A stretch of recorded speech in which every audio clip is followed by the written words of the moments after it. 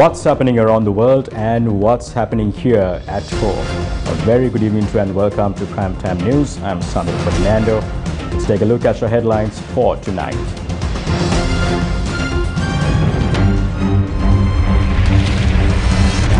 Nominations for the local government election will be accepted from the 18th of January. අපිට ඊළඟට තියෙන්නේ විශේෂයෙන්ම ඡන්ද පත්‍රිකාව සහ අනිකුත් කාර්යයන්. ඒ සඳහා අවශ්‍ය කරන කඩදාසි රජයේ මුද්‍රණාලය සතුව තියෙනවා. Opposition allege government is trying to delay the elections.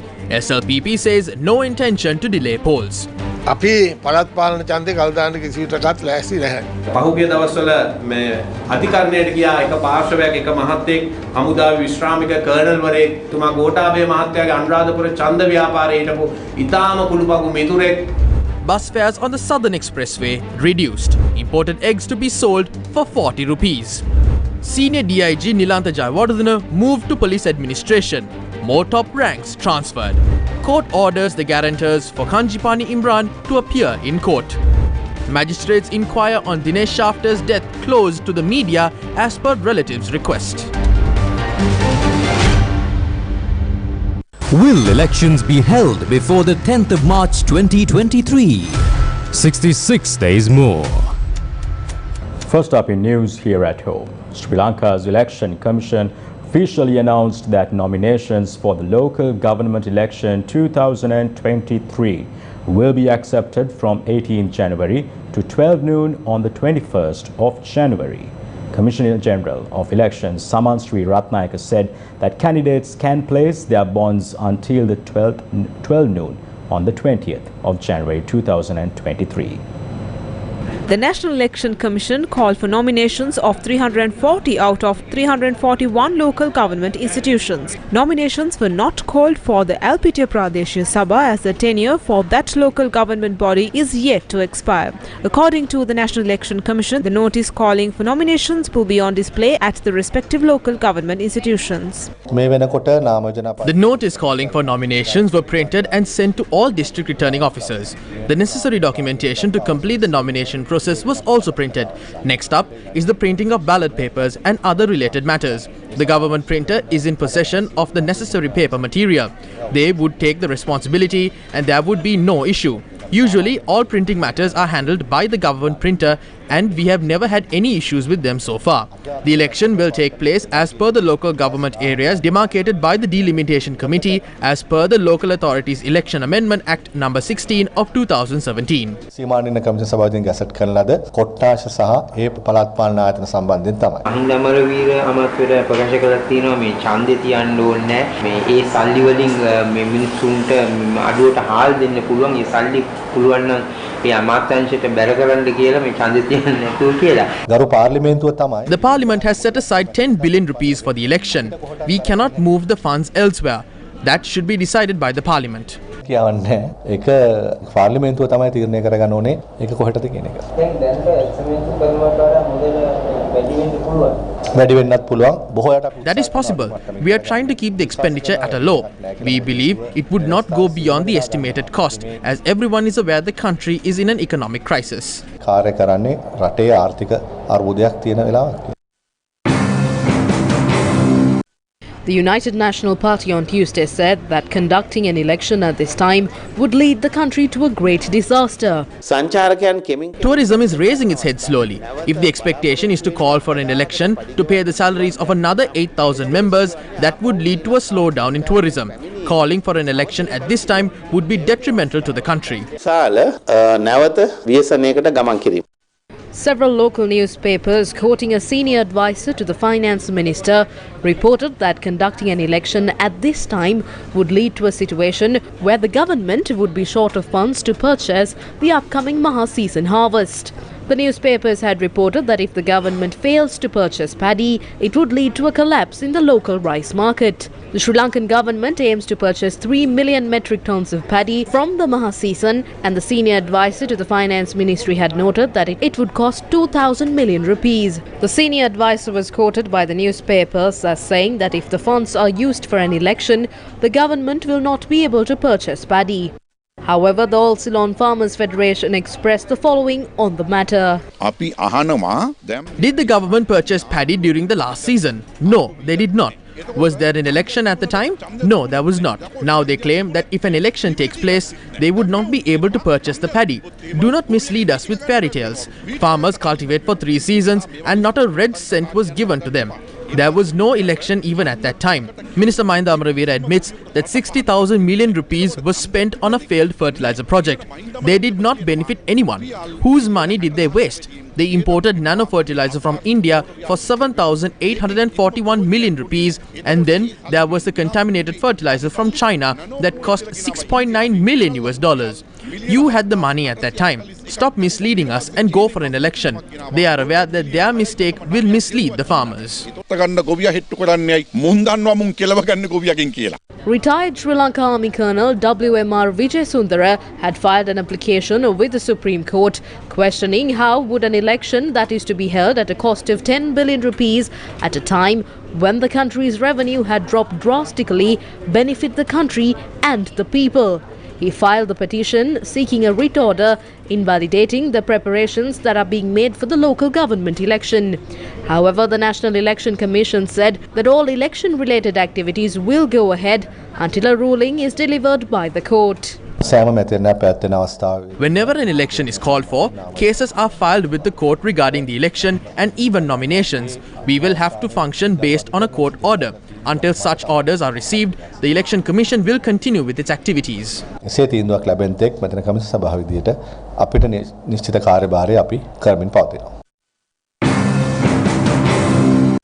The Sri Lanka Podujana Peramuna stressed that it has no intention to postpone the elections. We are not prepared to postpone the local government election. The SLPP has made preparations to sign the nomination papers from the 8th for several days. The media reports that a person called Colonel Vijay Sundara has filed a petition with the Supreme Court. That is a citizen's petition.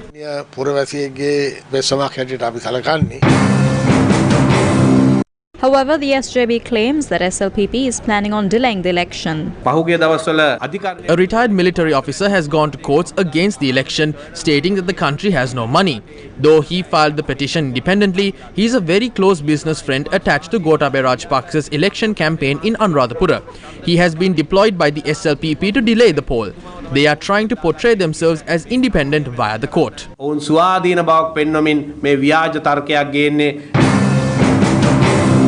The Pivitru Helaurume also commented on the election. A government stooge was deployed to file a petition with the court to delay the elections. The finance secretary was named as a respondent. How can the finance secretary be named as a respondent in a petition against the election? The next item in this script is that the finance secretary will appear in court and say that they have no money to fund the election. If not, there is no point in naming the finance secretary as a respondent. The Freedom People's Congress calls on for an opportunity for the people to exercise their franchise. The president does not have the mandate of the people. We have a president who was appointed via a conspiracy. The people need to have an opportunity to declare their mandate. That is our stance.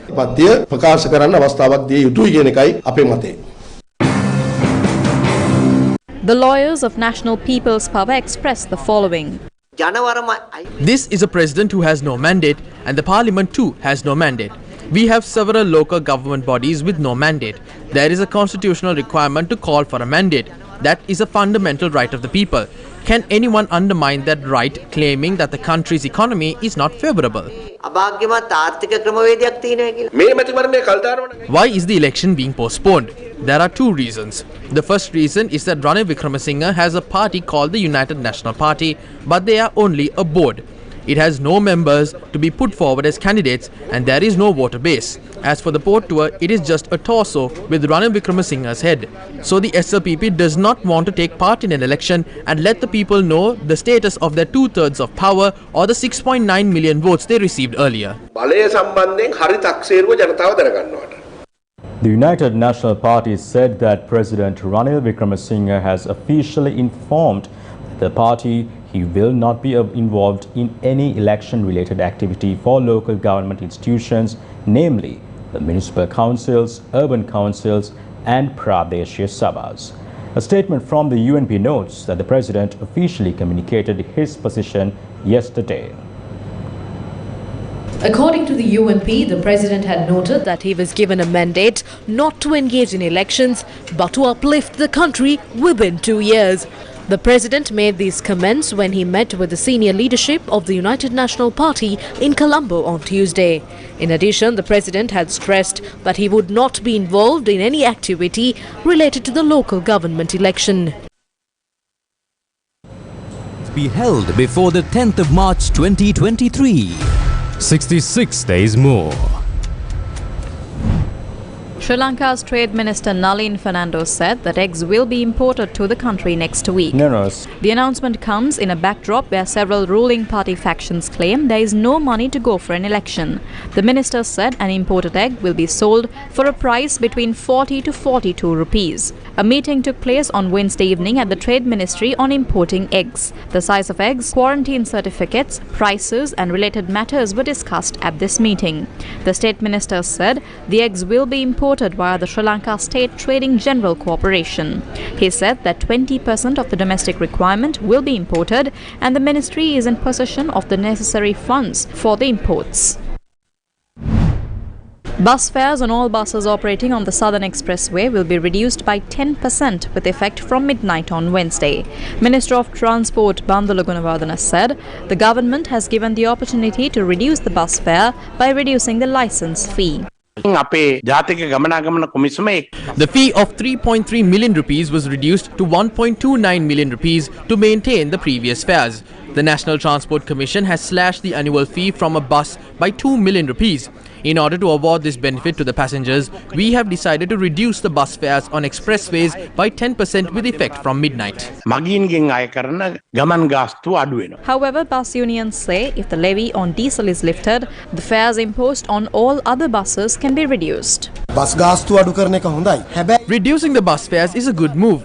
But if this bus fare is reduced, slashing a large sum of money that is to be paid to the government or to the treasury, that means while there is a possibility to reduce the entire bus fare, they are going ahead with the decision to just reduce 10% of the bus fare as per the will of the group of people, while losing out on a large amount of tax money that should be received by the government. We are telling the government to immediately remove the tax levied by the government on diesel and also remove the tax levied on spare parts. The price of diesel can be reduced by removing the tax levied on diesel. If the price of diesel is reduced, we have the ability to reduce bus fares to give relief to the general public. At present, the government receives a tax revenue of 60 rupees from a litre of diesel and a tax revenue of 80 rupees from a litre of 92-octane petrol. Like Minister Bandula Gunawardena, can't the people be given relief by reducing the tax on income and reducing the fuel prices?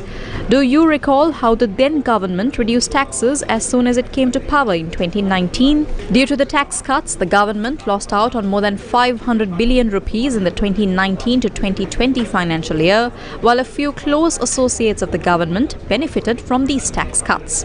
What is the motive behind reducing highway bus fares to benefit a selective group of people instead of reducing the fuel prices to benefit the majority of Sri Lanka?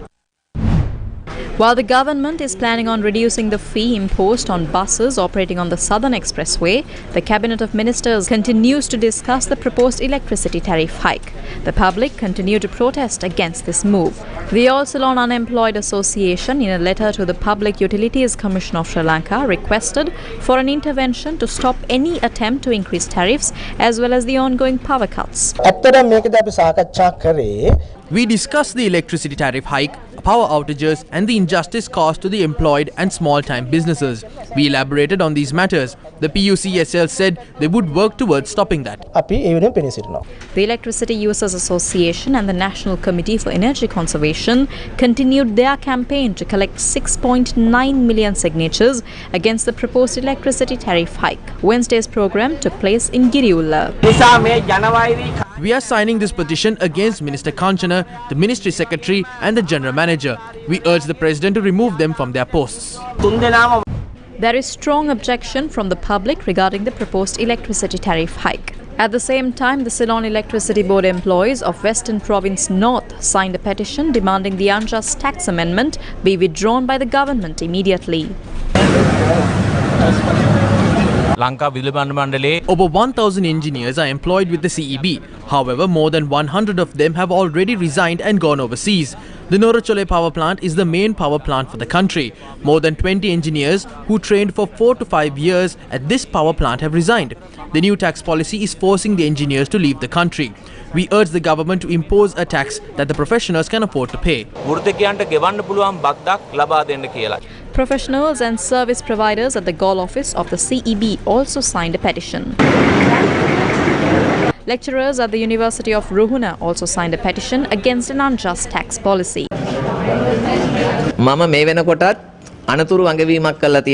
I previously issued a warning and it also reached the parliament. We will face the worst economic crisis in July. I did not say this to make a name for myself. I meant that we are not too late to prevent a disaster from taking place. Furthermore, I made that statement so the rulers would open their eyes and understand. I continue to maintain the position that we'll need to work together to prevent the economic disaster from taking place in July of 2023. I urge the rulers to heed to the intelligent people of this country instead of trying to please the IMF or someone else. If not, the economy will collapse in July.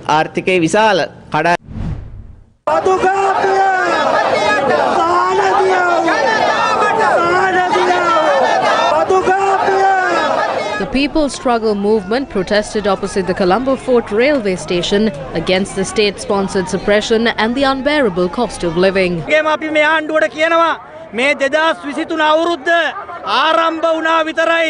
2023 just started and we fired the first warning. This warning will spark across the country soon. Ranil Rajapaksa needs to be prepared to leave. You are in that position with no mandate. ජනතාවගේ අනුමැතියක් නැතුව ඔය පුටුවේ හිටියා හොඳටම ඇති නැත්තම් විධායක ජනාධිපති ධූරේ දිගටම අවුරුදු දෙකමාරක්. They are trying to remain in power for another 2.5 years by playing various tricks. He does not feel the people's problems. The tax burden and the people's pressure is not a problem to them. The Ranil Rajapaksa government cannot stop the people's uprising. Rajapaksa ආණ්ඩුවට ජනතාව නැගිටින එක වළක්වන්නට බෑ. අපි ආණ්ඩුවට පණිවිඩයක් දෙනවා. අපි බොහොම නිශ්චිතව කියනවා. We are giving one message to the government. We will not leave room for any of you to benefit. In order for the people to have a prosperous year, there is a struggle. We say that this struggle is going forward for the victory of democracy. We will move forward to find solutions to the problems of the people.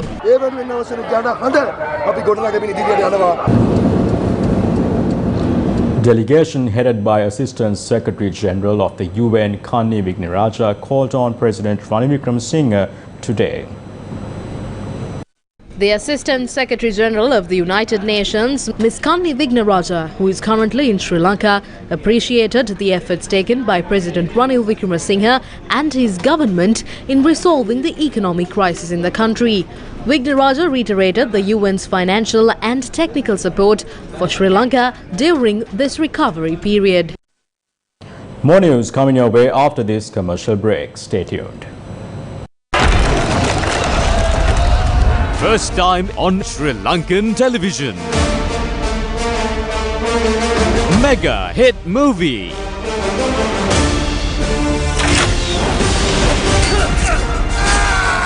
மூத்தவரின் புதல்வர் மதுராந்தகர் பட்டத்துக்கு வருவது சரியா? இளையவரின் பேரர் ஆதித்த கரிகாலன் பட்டத்துக்கு வருவது சரியா? Ponniyin Selvan.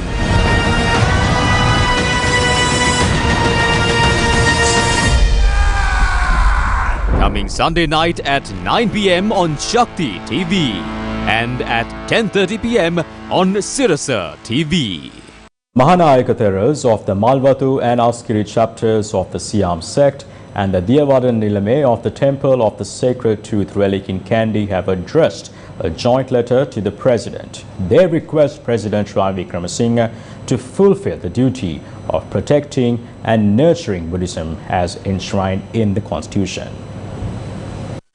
The Mahanayaka Theros of the Malwatu and Asgiri chapters of the Siam sect and the Diyavadan Nilame of the Temple of the Sacred Tooth Relic in Kandy have also directed the President's attention towards reports on a fake Temple of the Tooth and the comments made by an individual on social media that harm the mindset of the Buddhist people. The letter notes that preventing these events at the very beginning would lead to the betterment of Buddhism. The joint letter urges the President to take immediate action over these matters. The chief incumbent of the Kote Sri Nagaviharaya, Venerable Kotahene Naratha Thera, also filed a complaint with the police headquarters over the matter. The Public Services Commission has given approval to appoint Senior Deputy Inspector General of Police Nilantha Jayawardena as the Senior DIG of Administration, the second highest rank in Sri Lanka Police. On Monday, SDIG Jayawardena was assigned to the post in an acting capacity. Senior Deputy Inspector General of Police Nilantha Jayawardena, a product of Nalanda College in Colombo, joined the police service in 1998 as an Assistant Superintendent of Police. Jayawardena holds a master's degree in business administration and additionally he holds diplomas in conflict resolution and international relations. He gained experience in foreign services after serving as the first secretary of the Sri Lankan High Commission in Canada and also served as the director of the State Intelligence Service. In addition to Nilantha Jayawardena, another 7 senior DIGs have been given transfers and new positions. Senior DIG Priyantha Vijaysurya was appointed to the Central Province, while Senior DIG Sanjeeva Dharmaratna, who was in charge of the Central Province, was transferred to overlook the Sabaragamuwa Province.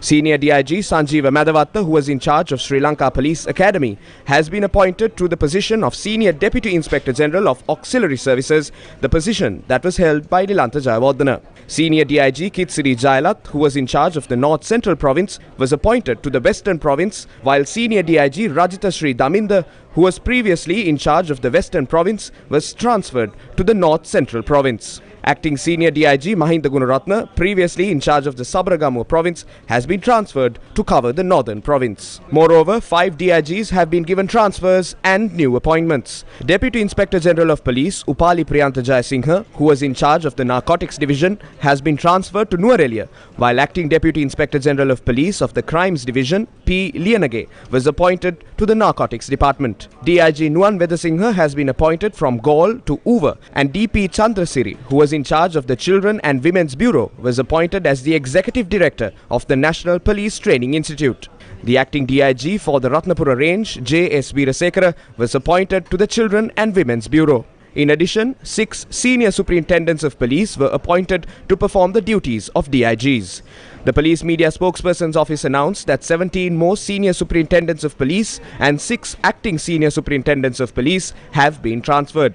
In addition, 13 superintendents of police have been appointed to perform the duties of senior superintendents of police. 8 superintendents of police, 19 assistant superintendents of police and 2 female assistant superintendents of police have been transferred.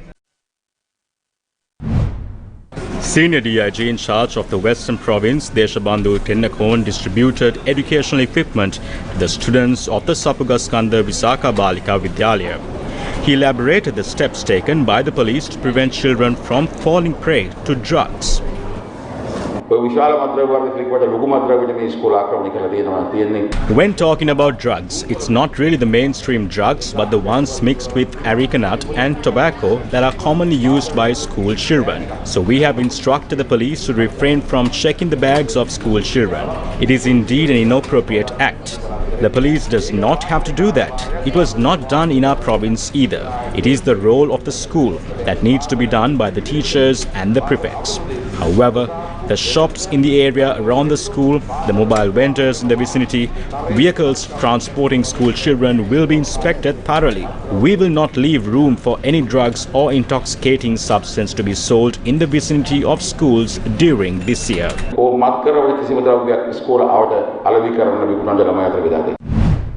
The Colombo Magistrates Court ordered to issue summons on 3 people who posted bail for underworld criminal Kanjipani Imran to immediately appear in court. Kanjipani Imran, who is a leading drug trafficker in the country, had fled to India days after posting bail. A case filed against Kanjipani Imran for attempted murder and aiding and abetting in the attempted murder was taken up in the presence of Colombo Additional Magistrate Keminda Pereira on Wednesday. Speaking to Newsfirst, police spokesperson SSP Nihal Talduwa said that Sri Lanka police had not made any intervention to the operations carried out by Indian security forces regarding Kanjipani Imran. The magistrate's inquest regarding the death of businessman Dinesh Shafter took place on Wednesday at the official chamber of Colombo Additional Magistrate Rajendra Jayasuriya at the request of the relatives of the late Dinesh Shafter. Therefore, no details were made available to the media. Newsfirst court correspondent said Dinesh Shafter's wife and an executive officer who worked under him had testified at the presence of the additional magistrate. The recording of evidence was postponed to the 10th of January 2023. Opposition leader Sajith Premadasa donated the 60th bus for school children today. The opposition leader donated this bus worth 5 million rupees based on the Sakvala program, which is a concept of Sajith Premadasa. The 60th bus was donated today for the use of the children of the Homagama Mahavidyalaya.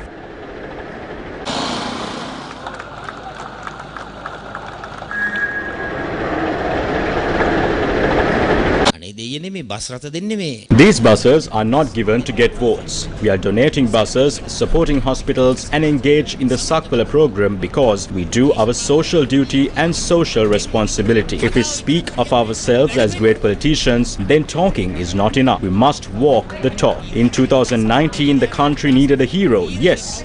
The hero destroyed the country. The hero destroyed the country. His family wrote off the country with a free deed. Do not get fooled again. Who can bring in the dollars to the country again? Who can bring the funds? Who can do the work? Who is competent? Who goes above and beyond for the country? It is up to you to decide.